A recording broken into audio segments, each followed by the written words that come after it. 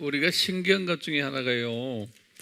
이 이슬람을 하나님이 사용하신다는 거예요. 우리 이슬람은 우리 아바에서 이슬람 공부한 분들 계시죠? 대부분이 아마 다 공부했겠지만요. 이슬람은 어디서부터 이제 기원을 우리가 따질까요? 네, 이스마엘부터 이제 따지죠. 예. 이스마엘은 누구 아들이에요? 아브라함의 아들이죠. 그 어머니가 이제 하갈이고, 하갈은 애굽 여자고 우리 다 알죠. 그래서 하갈을 아브라함이 어디서 만났어요? 우리 창세기 12장에 보면은 아브라함이 애굽으로 내려갔다고 그랬죠. 네, 애굽으로 내려가서 그곳에서 이제 애굽의 왕과의 오해가 있어서 그 왕이 깨닫고는 미안해서 이제 여러 가지 재산들을 아브라함에게 붙여주시고 그때 여종을 사라에게 주신 걸로 우리가 알고 있어요. 성서엔 자세히 나오질 않지만 그때 그 여종이 하갈이었다 이렇게 보는 거예요. 그래서 이제 하갈을 사라가 자기가 아기를 못 낳으니까 하갈을 남편한테 주어서 아기를 낳게 한 이 모든 사건들 보면은 우연이 절대가 아니죠. 네. 그래서 그 아들을 낳게 함으로 해서 그 아들을 통해서 전통에 의하면은 마호멧이 태어난 걸로 돼 있어요. 마호멧이 주후 몇 년에 태어났죠? 570년이죠. 그리고 언제 죽었죠? 632년이죠. 네, 우리 다들 알고 있죠. 그래서 이분이 632년에 죽었으니까 전통적으로 610년에 이슬람 종교가 창시되었다 이렇게들 보고 있어요. 그러니까 아브라함이 570년에 태어났으니까 610년이면 누구의 마호멧이 40세 되는 해 이슬람 종교가 생겨났다 이렇게 보고 있어요. 우리 예수님은 이 역사의 주인이신데 그것을 가만히 두신 이유가 분명히 있겠죠. 네. 근데 그렇게 해서 나중에는 약 한 주후 한 700년 정도 됐을 때는 예루살렘 성전 지었던 그 모리아 산에 이슬람 성전까지 짓게 만드시고 지금까지 그것이 지금 존속해 있어요. 그렇게 된 자세한 스토리는 우리 아바에 다 있기 때문에 참고하시고요. 이제 이렇게 보면은 지금 오늘 계시록 6장에서 인을 띠는 장면들, 예수님의 재림 전에 나타나는 많은 징조들이 마태복음 24장에 이미 예수님께서 말씀하셨는데요. 주후 95년에 말씀하신 말을 탄 자, 우리 이스마엘은 말을 타고 이스마엘의 별명이 와일드 덩키라고 그랬어요. 그러니까 덩키가 뭐죠? 들당나귀. 왜냐하면 이 들당나귀는 사람이 타긴 타는데 주인이 없는 당나귀예요. 주인이 없다는 말은 항상 성서에서는 예수님을 모시고 있지 않다 예수님을 모시고 있는 사람은 주인을 모시고 있는 사람으로 보고, 들 하면 들나귀라 그러면 제멋대로 사는, 주인 없이 사는, 이걸 더 영성화하면은 예수님을 영접하지 않는, 예수님을 주인으로 모시지 않는 그런 아브라함의 아들로 아예 디자인을 하셨어요. 그리고 이제 이제 이삭 쪽은 예수님을 나중에 이제 만나지만 그래도 성부 하나님을 믿는 그런 쪽으로 이제 이렇게 디자인하셨고, 이런 가운데 예수님 이 재림하시기 직전에도 이 이슬람을 하나의 도구로 사용하시는 모습을 이제 계시록 6장에서 보여주지 않았나, 이렇게 보고 있어요. 이 계시록 6장에 나오는 이 네 색깔의 말에 대해서 이게 이슬람 종교다라고 보는 시각은 거의 없었어요, 과거에. 근데 요 근래 와서 이슬람 학자들 중에서 기독교로 개종하면서 이 부분을 성령님께서 그분에게 조명을 한 것 같아요. 그래서 이제 그분이 발표한 내용을 제가 이렇게 보고는 이 의미가 있겠구나. 그래서 이제 이런 시각으로 한번 우리가 또 볼 필요도 있다라고 생각해서 그렇게 전해드렸어요. 그런데요, 제가 아까 지나가면서 한 분이 저에게 이런 질문을 해요. 우리 6장 한번 잠깐 보세요. 8절에 이에 내가 보니 보라 창백한 말, 우리 한국말로는 뭐로 되어 있어요? 청황색이라고 그랬잖아요. 그런데 청하고 황색을 섞으면은 그린이 된대, 그린 색깔이. 그러니까 한국말 번역이 정확한 것 같아. 근데 그걸 청황으로 하지 말고 아주 그린으로 만들면 좋은데 아주 혼돈스럽게 그랬어요. 그래서 청하고, 청이 뭐예요? 청이면 풀청이에요. 그럼 영어로는 뭐예요? 청, 블루에다가 노랑황. 그러니까 블루에다가 옐로우를 하면은 그린이 된다는 거예요. 맞아요? 여기 미술대학 출신들? 맞아요? 세상에, 나 새로운 거 배웠네. 그 소리. 예. 오케이. 그렇게 참고로 알고 거기다 노트에 적어 놓으세요. 예. 그리고 말이죠. 그 다음에 보세요. 지금 여기 아까 땅의 4분의 1을 죽일 권세를, 이런 이야기 우리 했죠. 땅의 4분의 1을 뭐로 아까 봤죠? 이슬람 추종자들, 우리 이렇게 한번 생각을 해보고는 그 다음에 그 문장을 다시 좀 읽어봐요. 창백한 말 한 마리가 있는데 그 위에 탄 자의 이름은 사망이요 그랬어요. 그 탄 자의 이름이 사망이요 했는데 영어 성경에는 대문자로 돼 있어요. The death하고.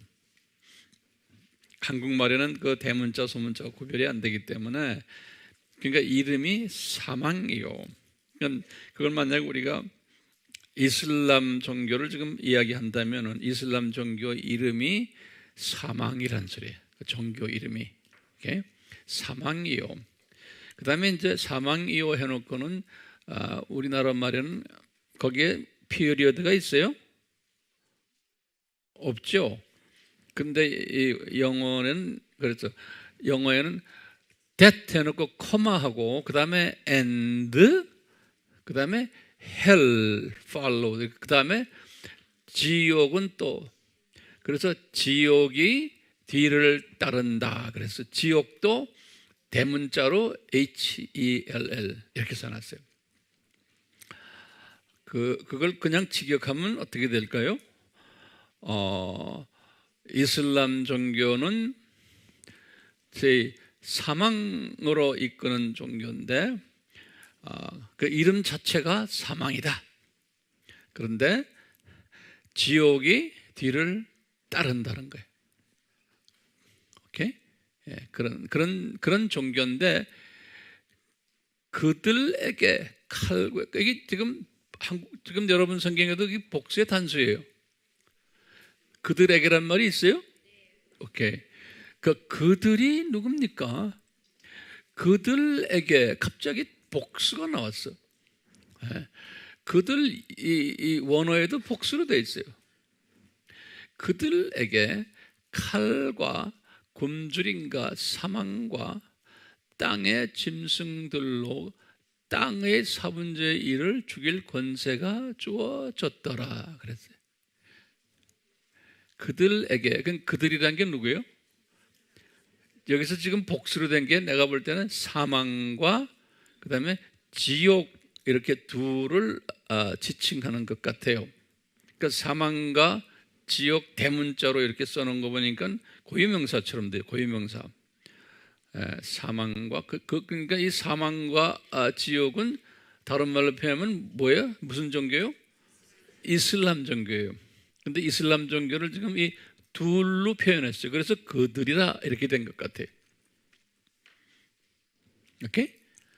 그래서 이들에게 뭐가 나타나면 이 땅의 4분의 1을 죽일 권세를 줬는데 어떻게 죽이냐면 굶주림으로 사망으로 또 땅의 짐승들로 그랬어요. 땅의 짐승들로란 말이 무슨 말인지 나도 잘 모르겠어요. 땅의 짐승들로.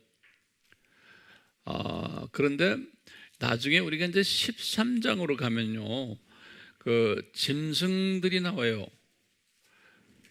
그 13장 여러분들 나중에 이제 자세히 보겠지만 그 땅에서 짐승이 올라오고 그 다음에 바다에서 짐승이 올라오고 하는 그 짐승이 있거든요. 그 짐승들 아마 말하는 것. 다시 말하면 그 짐승을 내가 지금 말하면 나중에 안 돼요. 그래서 지금은 이야기 안 하고 하여튼 그런 것들과 연합하여 이 땅의 4분의 1의 인구를 자기네 교인들을 죽이는 일을 이 종교가 한다는 거로 이렇게 우리가 해석하면 되겠어요. 그러니까 이슬람 종교가 이런 걸 가지고 자기에 속해 있는 이 땅의 4분의 1 되는 그 많은 인구들을 자기 종교에 따라다니는 종교의 뭐라고 그러죠? 종교의 교인들, 추종자들, 오케이, 좀 더 감사합니다. 를 죽이는 일을 한다. 이렇게 정리하면 되겠어요. 근데 인구의 지금이 아까는 제가 80억으로 말했지만 한번 웹에 들어가 보세요. 지금은 75억이래요. 그런데 80억이 아마 2020년, 21년 이때 되면 85억이 되는 모양이에요. 인구 속도가 굉장히 빨리 증가되는데 우리나라는 정반대잖아요. 근데 이제 제일 많이 인구가 지금 늘어나는 것이 힌두 종교와 이슬람 종교의 사람들이에요. 세계 인구가 이렇게 빨리 많이 늘어나는 이유가요. 자, 이제 그렇게 정리하시면 되겠어요.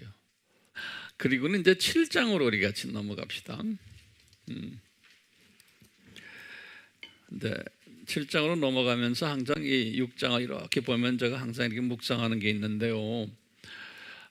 이 인을 직접 띄시는 분이 누구였어요? 예수님 아니에요? 그렇기 때문에 우리가 이런 묵상하는 거예요. 이 예수님이 이 세상으로 이제 재림에 내려오시기 전에 이런 일들이 일어날 것을 미리 다 이렇게 요한을 통해서 또 마태복음 24장에서는 본인이 직접 말씀하셨는데, 인을 띄시는 것도 예수님이 직접 띄세요. 누굴 시키지도 않고. 그러니까 이 역사가, 특히 이 마지막 때 이 역사들이, 인류 역사들이 직접 예수님에 의해서 운영이 되고 진행이 되고 컨트롤이 되고 디자인이 된 것을 알 수 있어요. 그러면 구체적으로 우리 이 한반도의 사건도 완전히 예수님의 장중에서 지금 일어나고 있다고 우리 복음주의 크리스찬들은 믿고 있어야 되는 거예요. 이제 그렇지 않은 사람들은 이 세상의 신문이나 미디어나 웹이나 이런 데서 나타나는 세상 사람들이 보는 시각이 거기에 빠져가지고 같이 열을 내고 그러시면 안 되겠죠? 예? 시각이 달라야 돼요. 네.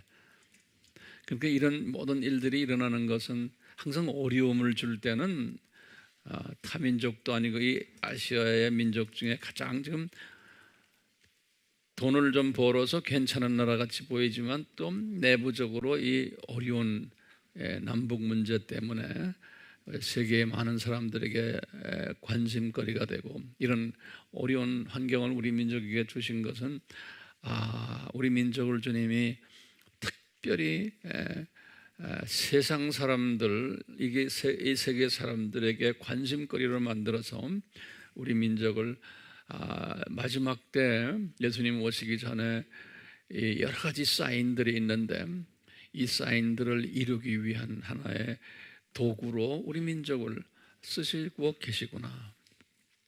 특별히 우리 민족은 선교사들을 많이 내보내고 어느 나라도 비교할 수 없도록 또 교회도 많고 복음주의 또 크리스찬들도 많고, 그러니까 마지막 때 특별히 하나님께서, 예수님께서 기름 부으신 선택된 민족이기에 이런 세상 사람들의 눈에 입에 오르내리는 그러한 족속으로 주님이 이렇게 인을 치셨구나. 그러니까 이런 부분에 대해서 우리는 더욱 감사하고 할렐루야하고, 주님 우리 민족 이렇게 사람들의 입에 오르내리게 하시니 감사합니다. 이렇게 하면 주님이 기뻐하실 것 같아요. 오케이? 열내고 그러지 마시고. 이런 시각을 가진 사람들은 뉴스를 봐도 그냥 타이틀만 몇 번 보면 말아버려요. 뭐 자세히 볼 건 뭐 있어요? 예? 웹을 핸드폰 들여다보고 뉴스에 바빠가지고 그만 들여다보고 그거 열심히 보는 사람들 좋은 분도 있지만 이제는 좀 시각을 바꾸세요.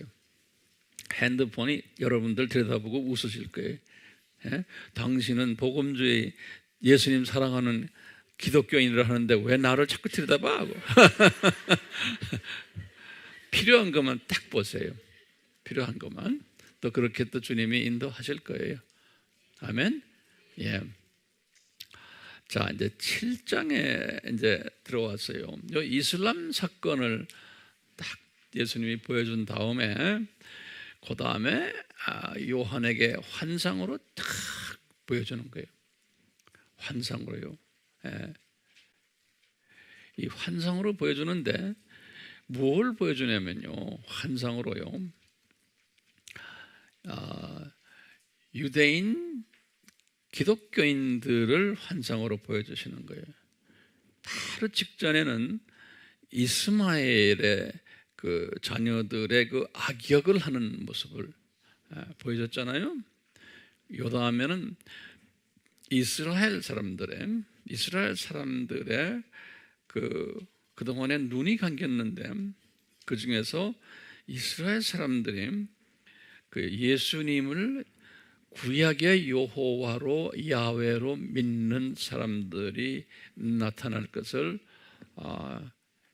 보여준 거예요. 예. 그 사건이 꼭 일어날 것을, 예수님 재림 직전에. 네.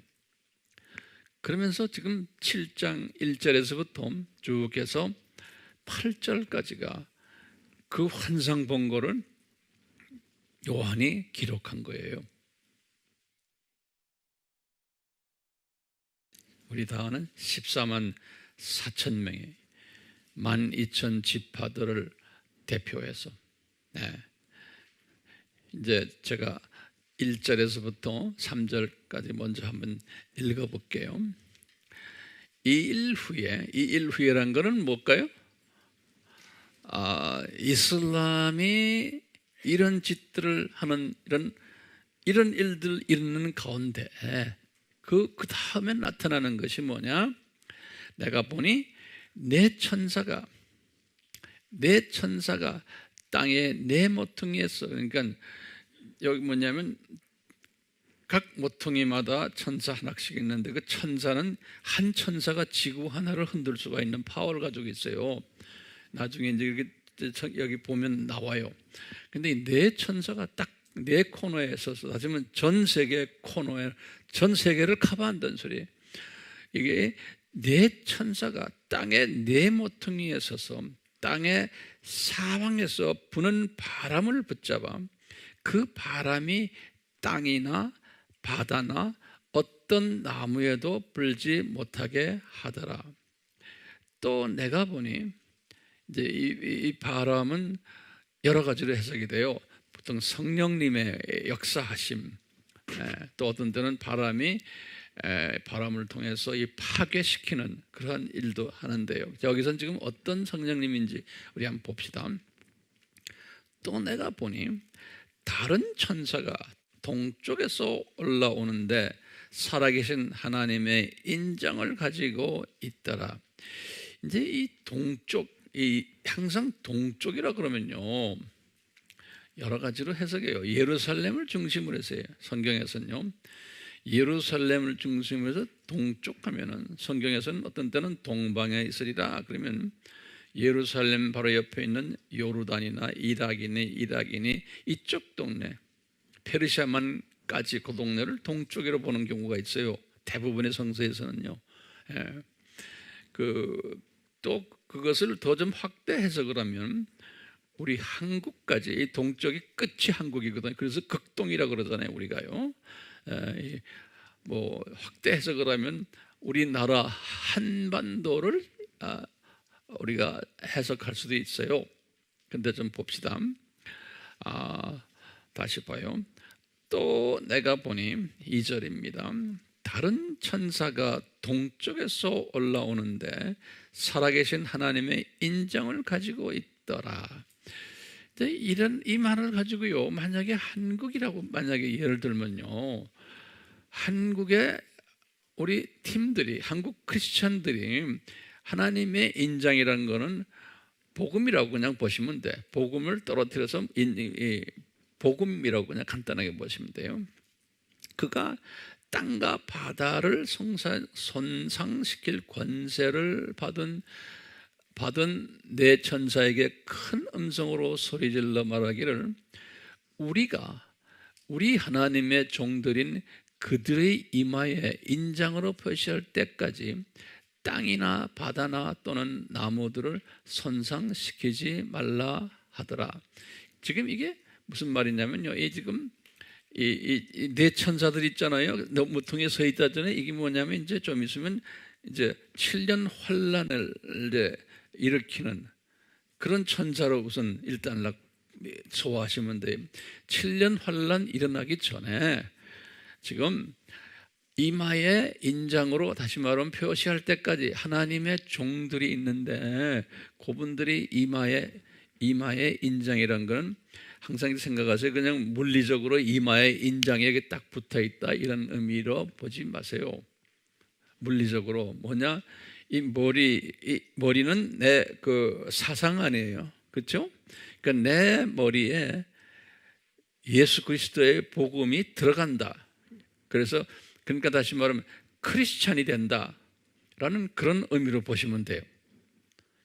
이마라는, 그래서 이마에 크리스찬이다. 내가 머리에 이제 예수님 복음을 받은 나는 크리스찬이다. 그러면 이 말하는 게 항상 다른 사람 눈에 보이는 나를 대표하는 거예요. 그래서 I am a Christian 이렇게 외칠 수 있는 그런 존재, 이마에 인을 받은, 말로 표현도 하면서 행동으로 크리스찬이라는 걸 보여주는 그런 모든 포괄적인 의미가 들어있어요. 이마에 인장으로 표시할 때까지. 그러니까 이제 보면 어떤 사람들에게 하느냐, 하나님의 종들이라고 하는데 그 다음에 이제 4절부터 보니까 그게 유대인들인 거예요. 유대인들 중에서 이마에 인을 바꾸는 예수 하나님의 뭐라고 그랬어요? 종들인 그들이 이마에 인장으로 표시될 때까지 이 3년, 7년 환난 일으키지 말아라. 그런 말로 표현하면 돼. 이 네 모퉁이 천사에게 말하기를 아직까지 기다려라. 할 일이 더 있다. 무슨 할 일이에요? 이 유대인들 중에 14만 4천을 복음화할 때까지. 오케이? 그러니까 유대인 14만 4천 복음화는 이 7년 환란이 오느냐 안 오느냐와 직결되어 있는 거예요.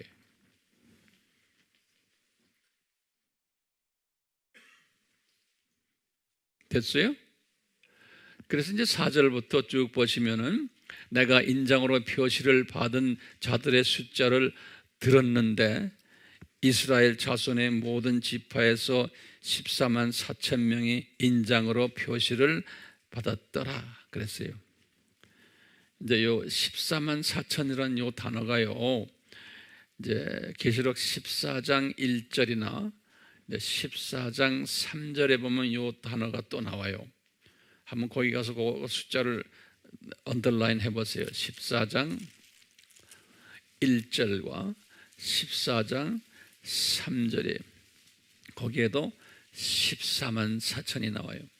거기다 줄을 그어놓으세요.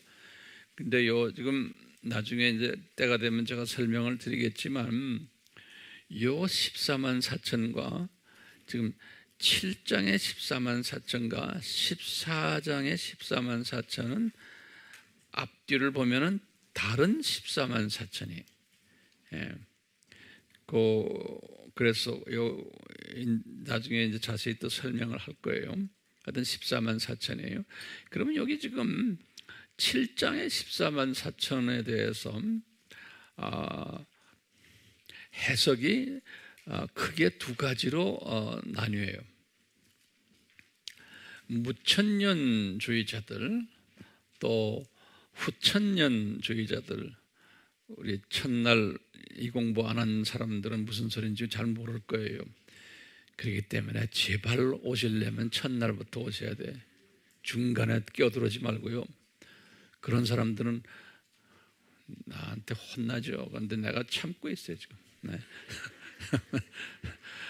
왜냐하면 또 설명해야 되니까요. 그래서 그런 거예요. 그런데 설명 필요 없죠. 네. 자, 무슨 주의예요? 무천년주의와 또 후천년주의. 우리나라에 이 그룹이 많아요. 전 세계에도 굉장히 많아요. 우리나라 장로교도요, 요 대한여수교 장로교 하면 장로교라는 그러한 그 교단이라는 이름을 가지고 무천년주의와 전천년주의가 절반으로 딱 갈려 있어요.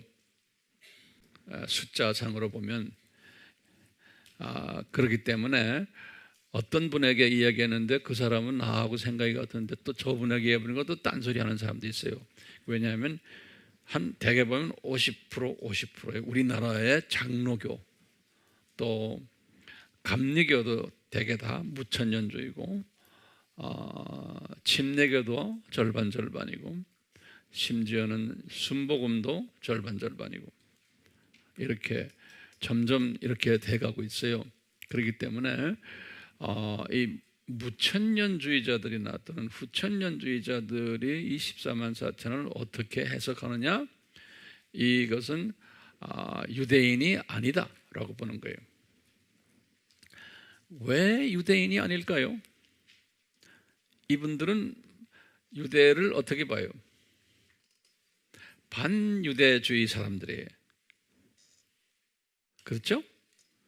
반유대주의 사람들이기 때문에, 특별히 유대인들은 신약 때는 저주받은 하나님의 백성들이기 때문에 이 유대인이라는 이름이 이렇게 나오는 거 이 자체는 이거 다 교회로 보는 거예요. 교회라는 것은 건물 있는 그걸 보는 게 아니고 크리스천을 교회라고 불러요. 크리스천들. 에클레시아라는 단어거든요. 교회라는 말이. 그래서 14만 4천이라는 건 교회를 의미한다. 다시 말하면 크리스천들을 의미한다. 유대인이 아니다. 유대인일 리가 있니? 유대인은 저주받은 민족인데, 이렇게 되는 거예요. 그래서 14만 4천이라는 것은 여러 가지 숫자 풀이해 가지고 나중에 결론은 뭐냐면, 전 세계에 있는 하나님의 백성들을 상징적으로 지칭하는 숫자다, 이렇게 보는 거예요.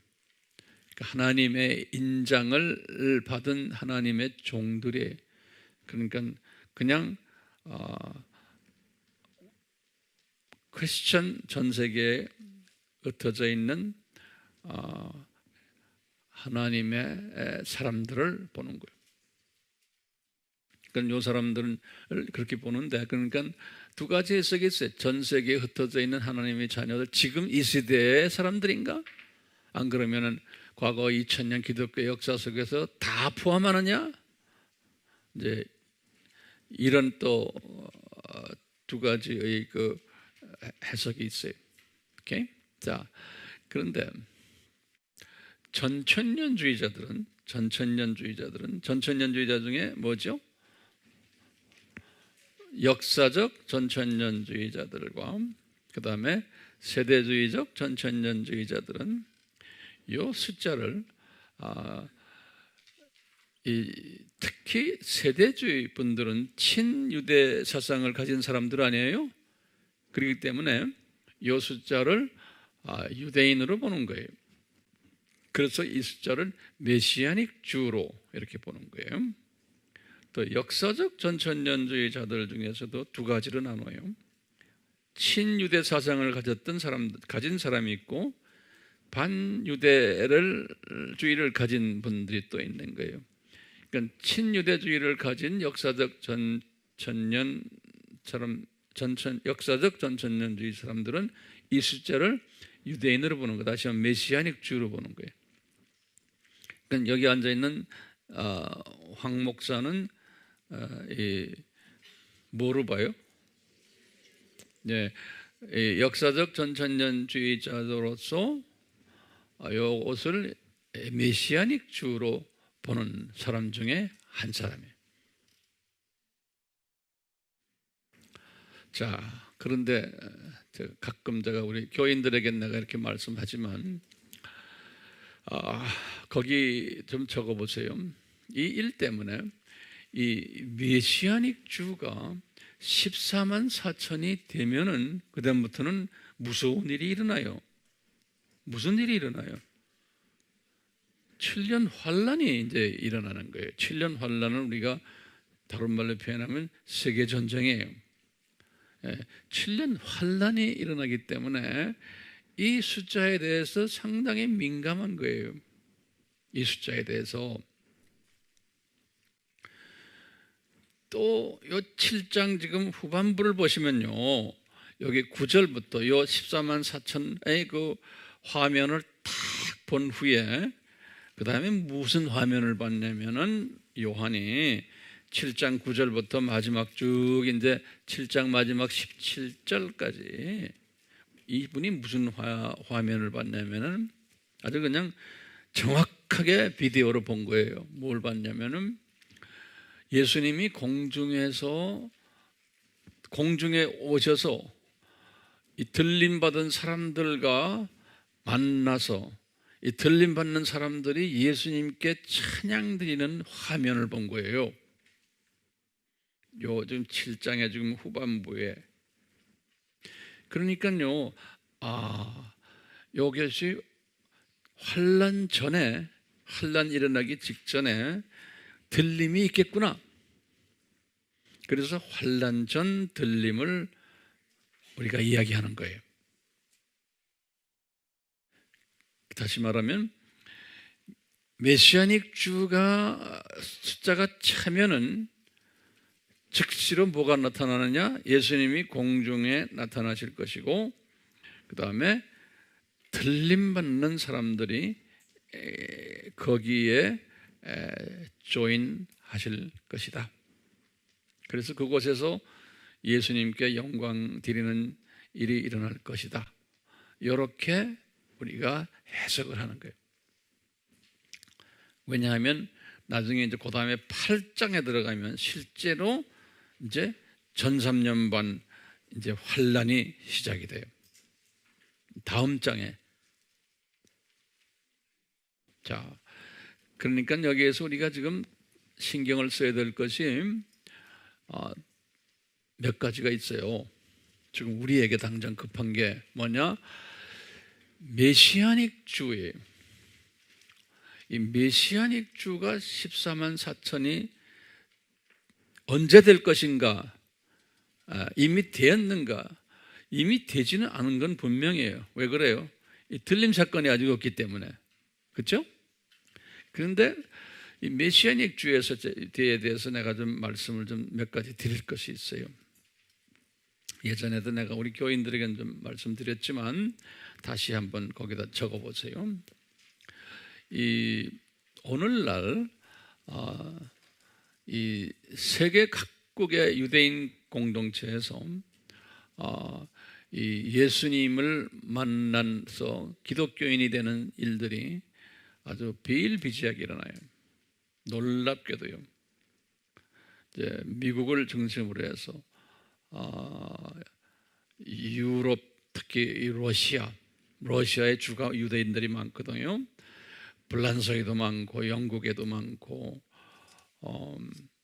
미국도 그렇고 중남미에도 있고 많은데 이분들 보면은 심심치 않게 예수님을 만나서 기독교인이 되는 일들이 일어나고 있어요. 그래서 이 세대주의 쪽에 영향이 있는 분들은, 그쪽에 영향이 있는 분들은 유대인 복음화에 대해서 관심을 많이 둬요. 그래서 거기에 참여하고, 왜? 유대인을 기독교인화 시키는 일이 자기네의 사명이라고 생각하는 이 세대주의 분들이 많아요. 왜냐? 이 숫자를 채우기 위해서요. 마지막 예수님의 재림 전의 숫자를 채우기 위해서. 거기다 적으세요. 메시아닉 유대인을 오늘날 식으로 분별하는 것은 상당히 힘이 들다. 거의 불가능해요. 그 이유가 있어요. 첫 번째는요, 오늘날 유대 사회는 이스라엘 정부도 마찬가지예요. 유대인에 대한 정의를 성서적으로 내리질 않아요. 유대인에 대한 정의. 첫 번째, 어떤 사람이 유대인인가 하면 오늘날 유대 공동체와 이스라엘 정부도 마찬가지예요. 어떤 사람을 유대인으로 취급하냐면 목의 계통, 어머니가 유대인이면 유대인으로 정의를 내려요. 그럼 부계는 아니에요. 남자가 유대인이라고 그래서 여자는 이방인이면 그건 뭐 말도 안 된다고요. 그래서 목의 계통이에요. 예. 제가 예전에 한 1986년에 이제 이스라엘에 갔었는데, 우리 같이 간 팀, 이제 서양 사람들하고 제가 같이 갔는데 그 중에 이제 몇몇 유대인들도 껴 있었어요. 그 통곡의 벽을 들어가려고 줄을 섰어요. 거기 이제 줄을 섰는데 거기 이제 그 티켓을 받으면서 물어봐요. 너는 우리는 이방인이니까 되는데 그 유대인처럼 생긴 아이한테 여기다 뭐 이거 다 이거 쓰잖아요. 그럴 때 너는 유대인이냐 물어보니까 제가 내 눈으로 귀를 직접 보고 들었어요. 그랬더니 자기가 유대인으로 자기는요. 그런데 너는 엄마냐 아버지냐 물어보더라고요. 그러니까 나는 아버지가 유대인이다. 그러니까요. 그 티켓 보는 사람 그 사람을 던져 나가래요. 예. 그래서 내가 보고 나도 깜짝 놀랐어요. 예. 그렇게 모계를 따져요. 그래서 이제 이런 게 첫 번째고, 모계에 의해서 유대인인가 아닌가를 결정하는, 지금 그렇고, 그 다음에 두 번째는 어떤 사람이 유대인으로 이제 쳐주냐면은, 자기가 입양을 했을 때, 유대인 가정에 입양을 했을 때 그 사람은 이방인이지만 유대인으로 이제 쳐줘요. 그리고 지금 말하는 유대인하고 결혼했을 때 유대인으로 쳐주고요. 이방인이라도요. 그 다음에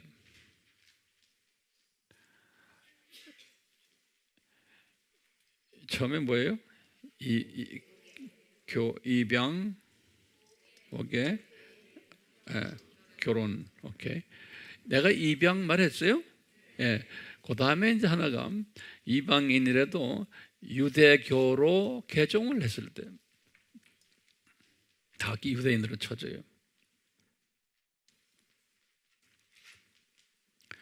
이런 그 유대인에 대한 정의가 우리를 괴롭게 만들어요.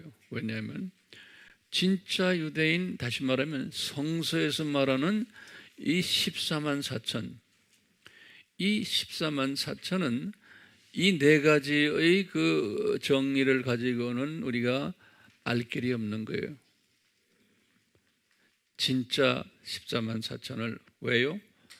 성서에서 말하는 유대인은 북의 사회예요. 북의. 그래서 그 다음에 입양됐다고 되는 것도 아니고 유대교로 바꿨다고 되는 것도 아니고, 그 네 가지 방법은 유대인을, 성서에서 말하는 유대인이 되는 조건이 아닌 거예요. 그러니까 항상 우리 성선을 보면 우리의 이성으로는 해결을 못하는 거예요. 그렇게 만들어놔서 이 성경을요. 그러니까 우리 항상 현실을 또 보면서, 성서를 깨뜨려 보면서 이것을 비교하는 연습을 해야 돼요. 오케이? 예. 그럼 우리를 항상 혼돈시키는 거예요. 그래서 제가 이제 유대인들에게도 그랬지. 너 진짜 성서적으로 유대인이냐? 내가 그랬더니 고개 뭐 이러고 앉아 있는, 자기도 모르는 거예요.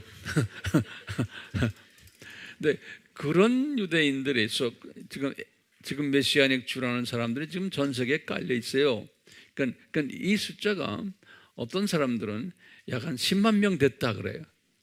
어떤 사람들은 20만 명 됐다 그러는 거예요. 그러면 20만 명 됐다 그러면 벌써 14만 4천은 벌써 지나가 버렸잖아요. 예? 그러니까 이 20만 명이랑 이것도 그 안에 가짜가 많으니까 지금 3년 지금 저 뭡니까 지금 전 3년 반 지금 오지가 않는 거예요. 예? 들림받는 사건이 아직 없는 거예요.